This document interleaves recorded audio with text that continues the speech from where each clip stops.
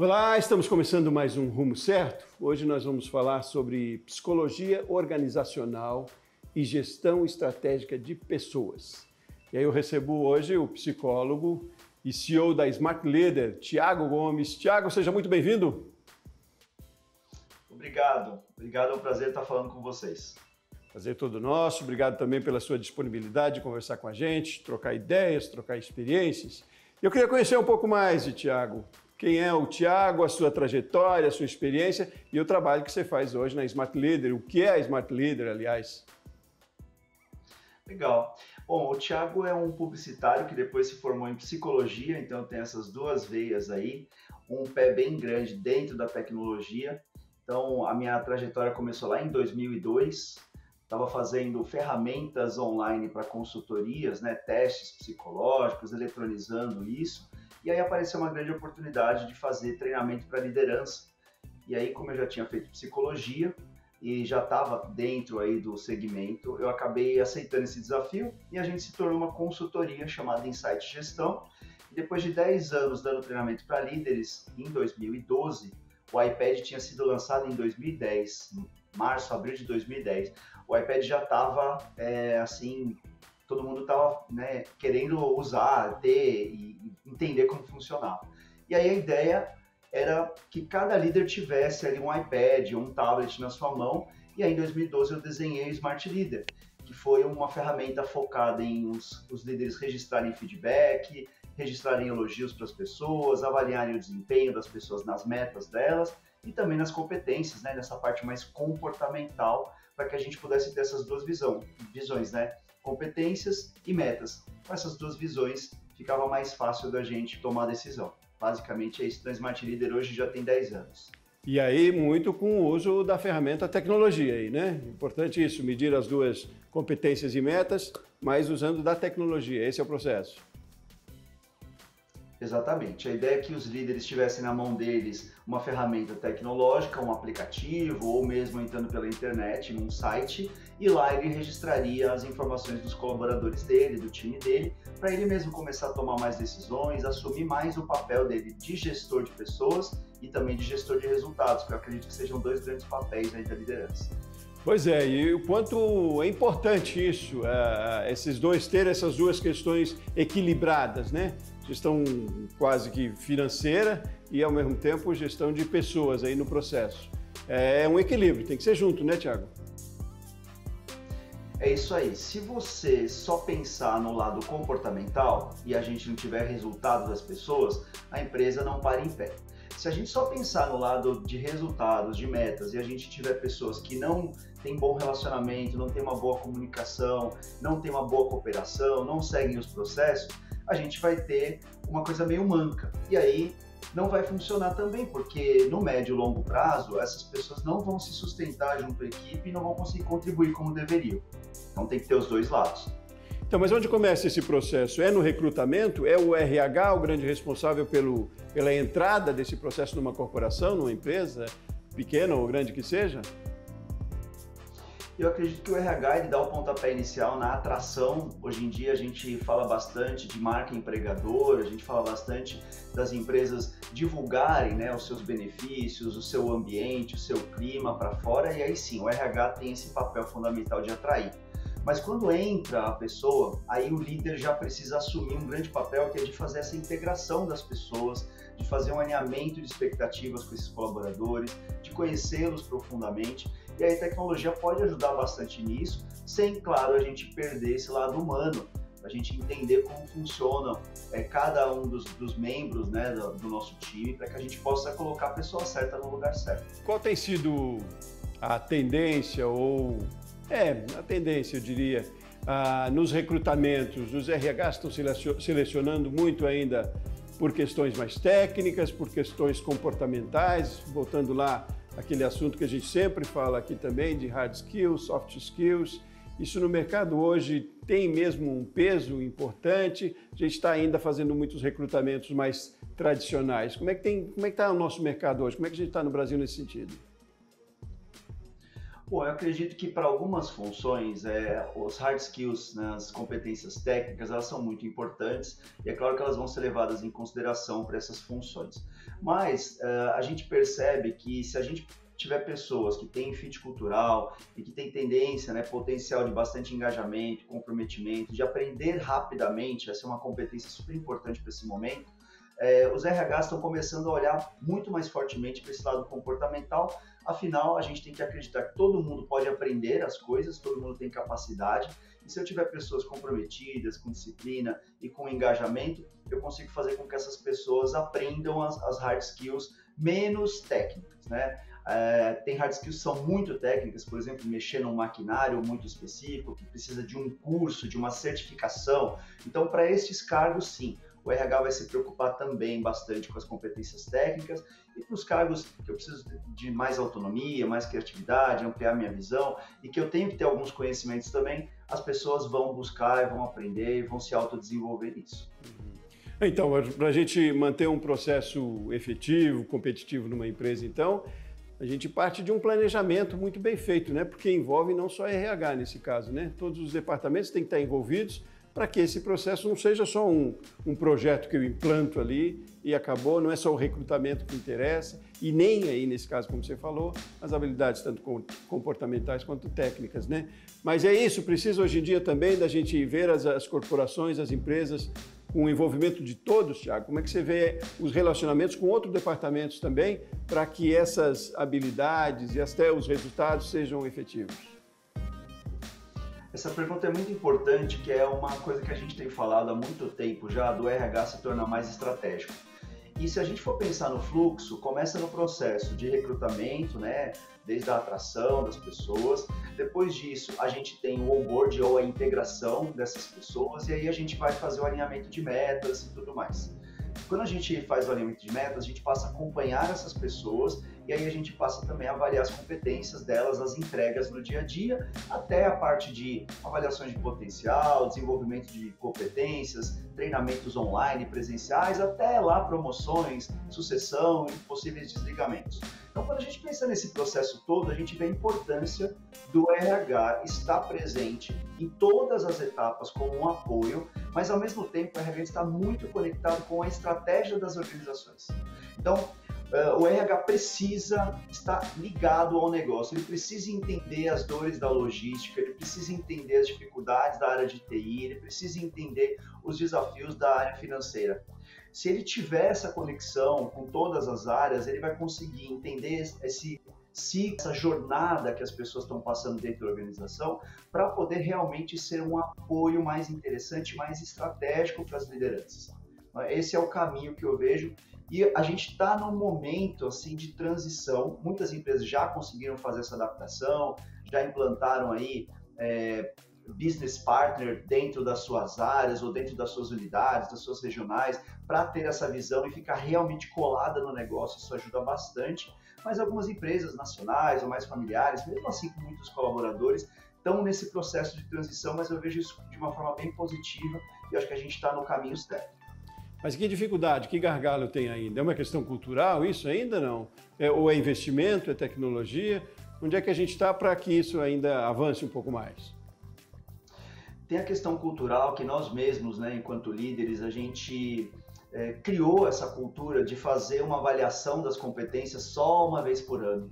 Então as pessoas recebem às vezes uma surpresa de se elas estão indo bem, estão indo mal. Existe uma cultura da liderança aguardar e ser mais reativa, aguardando o RH convidá-la para uma avaliação de desempenho por competências.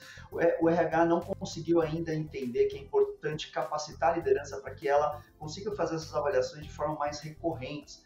E aí, a tecnologia vai ajudar. Então, por exemplo, o Smart Leader vem para cobrir esse gap e fazer com que o líder tenha ali lembretes constantes para que ele faça essas avaliações e não espere o RH para ele ser mais reativo. E aí, essa mudança é super importante. O líder entender que o papel dele não é só lá no final do ano, quando ele fica lembrando se a comunicação do time dele foi boa de janeiro a novembro. Ele tem que saber se a comunicação está indo bem, se os relacionamentos estão indo bem, se os resultados também estão indo bem, o tempo todo, pelo menos a cada trimestre. Isso tem que ser orgânico também, né, Thiago? Não é? Porque não pode ser impositivo, né? Não é um software lá de avaliação e que me mostra. E também não é, por outro lado, só um benefício. Lá no fim do ano não basta dar uma cesta e um panetone e se resolve, que a gente vive dessa cultura ainda, né? Então eu digo, esse relacionamento, tanto a busca do colaborador por participar e por colaborar de uma maneira diferente, quanto a inserção do RH para trazer isso para junto, é orgânico, não pode ser impositivo, porque também causa insatisfação, pode causar repulsa também, né? Essa relação é delicada, né, Thiago? É delicada. Se a gente fosse entrar, eu não vou entrar no psicologuês, mas traduzindo de uma forma bem simples para a gente entender, é um processo de mudança e vai passar por 3 grandes forças. Primeiro, o conforto atual que esses líderes têm com o processo que eles fazem. Eles estão desconfortáveis ou eles estão confortáveis? O segundo vai ser mostrar para esses líderes o custo dessa mudança. Vai ser uma mudança difícil de fazer, difícil de passar? Ou não? É uma mudança que, se todo mundo se ajudar, a gente vai passar por ela bem. E, por fim, ela é atrativa? Então, são 3 forças, né? O desconforto, o custo e a atratividade. Se a gente trouxer essa atratividade lá para cima e mostrar as vantagens para a liderança, e a gente mostrar que o custo não é tão alto e que a situação atual, ela precisa de um mínimo de desconforto, a gente precisa jogar um pouco na mão do líder também o papel, e ele precisa falar assim, eu preciso de ferramenta. Eu quero fazer, legal, estou convencido, é atrativo para mim, já vi que o custo não é difícil, mas me dá uma ferramenta simples, me dá uma ferramenta fácil, porque a minha vida não é fácil, minha vida é corrida, é operacional, é mão na massa. Então a gente precisa entender esse processo de mudança e contribuir com isso, né? Ótimo, vamos dar sequência nessa conversa daqui a pouquinho, Thiago. Quero falar um pouco mais de resultados e do uso mesmo efetivo dessa ferramenta nas corporações, como pode acontecer. Como certo, vai fazer um intervalo rapidinho, espero só que você aguarde aí pela gente e a gente continuar essa conversa, tá bom? Tá bom. Muito bem, convido você também para continuar nessa conversa aqui conosco depois do intervalo. Rumo Certo volta já já.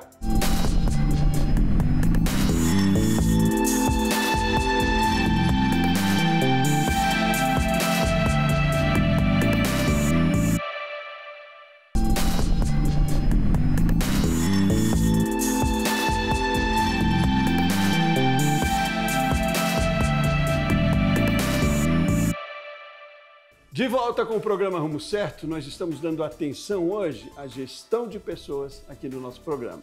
Eu estou conversando com um especialista no assunto, psicólogo Thiago Gomes e CEO da Smart Leader. Thiago, vamos continuar nessa conversa, ali a gente falava da importância aí da tecnologia, de juntar a tecnologia, de juntar aí habilidades também comportamentais. Eu queria... E você falou aí, por último, dos custos também, né? Que não é um custo alto, é investimento, é preciso pensar como investimento também, né? Eu queria saber o que é mais importante ali no processo, né? Que habilidades são mais importantes, talvez, ou que questionamentos são mais feitos nesse processo aí, até de recrutamento, o que o mercado está esperando, porque eu digo que deve ter muita influência do consumidor também nesse processo, né? Para que seja efetivo aqui dentro da empresa e muita relação com o que se espera lá fora, né? Mas o que é mais importante hoje? O que o consumidor está esperando e o que as empresas têm que atentar na hora de desenvolver habilidades ou técnicas ou comportamentais? Bom, a primeira coisa é ter bastante clareza de quais são as competências essenciais que a gente precisa para cada posição que as pessoas ocupam dentro da organização. Então eu preciso ter clareza lá nos meus diversos níveis, desde o nível operacional, nível tático, nível estratégico. Eu preciso ter uma visão ampla dos objetivos da organização e quais as competências que vão contribuir com esses objetivos. Com essa clareza eu consigo ir desmembrando, né? Não chegar no nível aí de descrição de cargo, mas pelo menos as competências, tanto soft skills quanto hard skills, essenciais. E aí, quando a gente falou no bloco anterior sobre a questão de ser uma coisa rápida, de ser fast, né?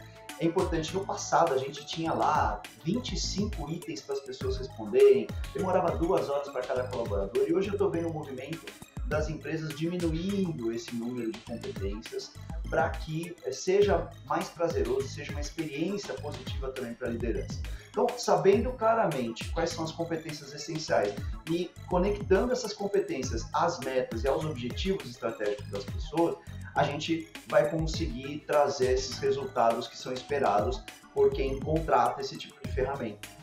Mas aí, o que você, como psicólogo também, considera de muito importante nisso? É a minha capacidade ou meu treinamento em relacionamento? É a motivação, é alguém que chega todo dia muito motivado e tem uma energia boa na empresa. Estou aqui quase que viajando nessas competências para saber o que tanto se valoriza hoje dentro de uma empresa. Tudo se pode aprender, né? Tudo se pode levar para a técnica também, mas essas habilidades comportamentais que são cada vez mais importantes, quais delas são mais importantes, são mais interessantes, que têm mais resultado?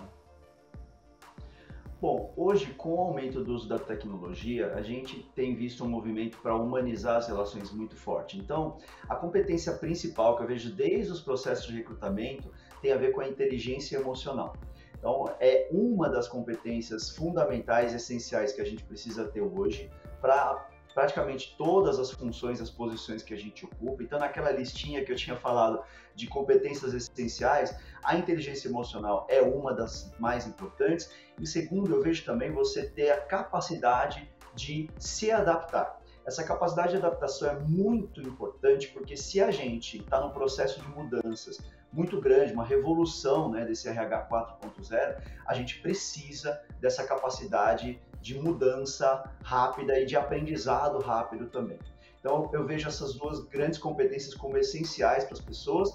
E aí, óbvio, né, junto com a inteligência emocional, vai vir a parte de relacionamento, a parte de comunicação também, que é super importante. A gente sempre vê problemas de comunicação em praticamente todas as empresas que a gente passa.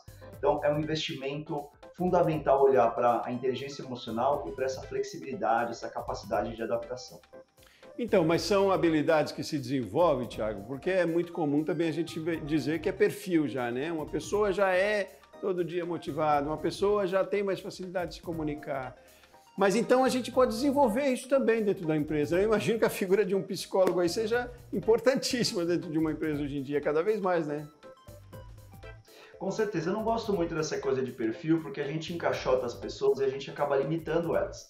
Olha, você tem esse perfil, você nunca vai ser uma pessoa boa em relacionamento, você nunca vai ser um bom comunicador. Então, quando a gente pensa em relacionamento interpessoal, comunicação, são habilidades. Tudo que é habilidade, a gente pode desenvolver com treinamento, com capacitação, com aprendizagem social, olhando outras pessoas fazerem e, claro, com bastante motivação e vontade de mudar. Todas as competências que a gente fala que estão mais ligadas às atitudes, aos valores, elas já estão embutidas de acordo com as crenças das pessoas, e aí a gente não capacita, mas a gente sensibiliza. A gente sensibiliza e conscientiza as pessoas para a mudança. Olha, você precisa valorizar mais o relacionamento humano, você precisa valorizar mais a cooperação entre as pessoas. Então a gente precisa trabalhar esse lado nas pessoas para trabalhar as atitudes e as habilidades, desenvolver com experiências práticas, colocando as pessoas para realmente entrar em contato com aquela habilidade que ela não está bem desenvolvida, e aí, junto disso, a gente trabalhando os valores e as competências técnicas de conhecimentos, que também são bastante importantes, que é o chá que todo mundo fala, né? Conhecimentos, habilidades e atitudes. Ô, Thiago, agora essa discussão ela aflorou mais a partir da pandemia, não? Era um momento em que a gente dizia que todo mundo precisava se reinventar, que nos tornamos um pouco mais solidários, mais humanos. Enfim, mas tem essa questão também? Houve aí esse fator para essa mudança ou aceleração dessa mudança, Thiago? Houve sim, os RHs fizeram um movimento bastante grande, bastante positivo de se aproximar das pessoas. As pessoas também exigiram, né, essa conexão maior, porque afinal elas estavam à distância. Eu tenho clientes aí que 100% do call center foi migrado para as residências das pessoas, algo nunca antes imaginável, assim. E aí a gente teve que mudar esse jeito de se relacionar com os colaboradores e fazer uma aproximação maior. Muitas reuniões, né? A gente está chegando no ponto de equilíbrio também, talvez, de entender o quanto de reuniões que a gente precisa, mas no primeiro momento, esse número excessivo de reuniões também veio para suprir essa carência das pessoas, de ter uma proximidade, ter uma conexão, aquela conversa de corredor, ela parou de acontecer, encontrar um colega no café parou de acontecer, e aí eu preciso dessa proximidade, tanto com o meu líder, quanto com meus colegas, né, quanto o RH com suas políticas, e a comunicação, as campanhas precisavam, né, dar alguma saída para isso também, e foi o que o RH fez, e eu sinto que nos nossos clientes isso foi bastante efetivo, funcionou, as próprias pessoas falam, nas pesquisas de clima que a gente aplica também, as pessoas falam, foi bem legal esse movimento do RH, se aproximou mais da gente, o meu líder também ficou mais próximo. Então, sim, a resposta para a sua pergunta é que sim, a gente teve que modificar esse jeito, esses modus operandi aí da relação e isso tem funcionado. Isso é positivo, né? Isso é bom por um lado, né, Tiago? Agora, por outro, eu imagino mais desafiante também, né? Porque por conta aí do home office, por exemplo, as pessoas se afastaram um pouco mais e tem necessidade mesmo de estar juntos, de se encontrar, né? Um ambiente de trabalho, ele também é importante para a produtividade, né? Então, quer dizer, aumentou essa necessidade de se reinventar, mas aumentaram mesmo os desafios também, né? Com certeza. Muitos líderes tiveram que se adaptar a essa coisa da reunião online, muitas pessoas tiveram que se adaptar aos treinamentos também online, porque teve um boom, né, dessa coisa do treinamento online depois da pandemia. Antes a gente fazia muito treinamento ali presencial, o RH chamava alguém, tinham palestras, o próprio RH fazia várias apresentações.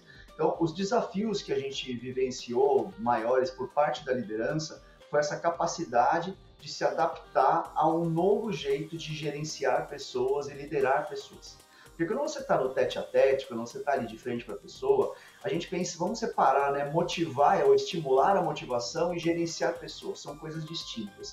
Gerenciar as pessoas, gerenciar resultados, eu digo que no online até é mais fácil de fazer. Quando a gente tem que estimular a motivação, a gente tem que dar um olho no olho, sentir como que a pessoa está, para saber uma palavra correta para falar, para saber se a gente vai estimular mais ou vai segurar um pouco mais para que as pessoas tenham ali um tempo para atingir os seus resultados, dar autonomia. Isso, no presencial, é muito mais fácil de fazer. O desafio de você fazer isso no online, de ter essa sensação do calor humano ali, dessa troca, é um grande desafio que a gente está sofrendo até hoje e que eu já estou vendo o movimento dos próprios colaboradores querendo pelo menos 1 ou 2 dias na semana estarem presentes no escritório. Isso aconteceu lá na nossa empresa, na Smart Leader, acontece também em outros clientes nossos, porque falta, né? O ser humano é social por natureza, então é natural que a gente queira esse contato. Que bom, né? Parece contraditório, a gente está falando da importância da tecnologia, você falou aí do RH 4.0, né? Mas é cada vez mais humano também, né? Não dá para a gente trabalhar só com a técnica e não só com a tela, enfim, é preciso... Você vê um futuro nessa linha também, do equilíbrio entre a tecnologia e a humanização, caminham cada vez mais juntas, né? Com certeza. É o grande desafio da gente, porque você imagina, quanto mais tecnologia a gente tem, mais robotizado, mais automatizado a gente vai ficando. É natural que isso aconteça. Se a gente não ficar de olho nisso, já a gente vai estar só tomando decisões com base em dados, em números, em gráficos, e a gente vai ignorar o lado humano. Então esse equilíbrio é fundamental agora, os RHs têm que estar muito de olho nisso, já trabalhar a sensibilização das pessoas, porque para mim é muito fácil, eu tenho meu celular ali na minha mão e eu consigo clicar 2, 3 vezes e já ter um perfil completo no colaborador para eu tomar uma decisão.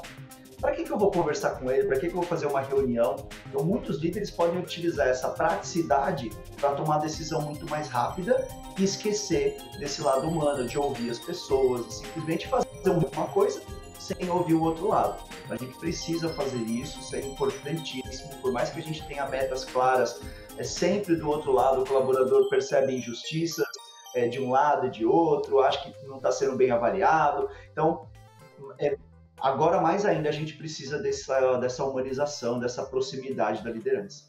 Muito legal esse movimento, né? Isso me faz lembrar uma expressão, ou um conceito que se dizia sempre, a gente enquanto colaborador, que era não ter chefe, né? Seja dono do seu próprio... Você seja chefe de você mesmo, era mais ou menos essa ideia, né?